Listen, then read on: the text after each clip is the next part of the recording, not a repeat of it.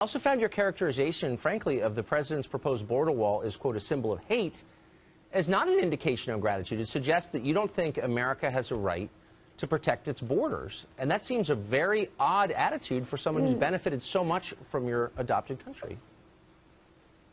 No, not at all. I don't think that makes me ungrateful. I think that makes me a citizen of the country who also gets to have a voice. And my voice might be different than your voice, but we both get to voice our opinions. But I'm not. Of course, so I'm not challenging your right to say what you think, and I would defend it literally. However, I don't understand why a country's desire to protect its border is an expression of hate. Well, what does that mean? I think that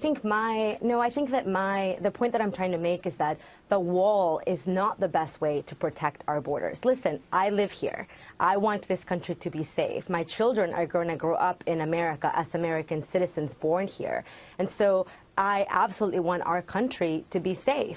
But building a wall that is going to cost, by the way, billions of dollars of American taxpayers, my tax dollars are going to go to build a wall. You know what? I don't have any patience for that argument because I don't think it's. Hold on. That isn't going to protect us. Okay. How is the wall going to protect? So you're saying it's too expensive. You're saying the wall is too expensive, but you know that's not actually what you said. You said it's an expression of hate, and I just want to get to the bottom of that. Why is it hateful to want to build a wall? A lot of Americans do, the majority in some surveys. Why is that related to hate?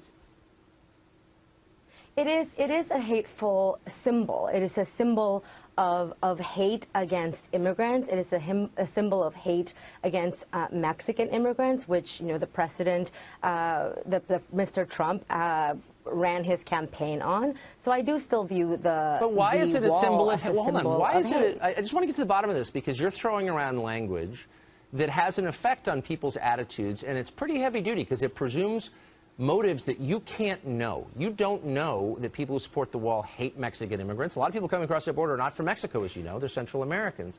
Is it legitimate, is it morally legitimate for an American to say, I want control of who comes into my country, and we don't have that, and so a wall will reestablish that control? For you to denounce that as hate seems a little much. And I would absolutely welcome a conversation about how do we create a system by which people can come here legally that will benefit Americans, that will increase tax revenue, that will increase economic activity.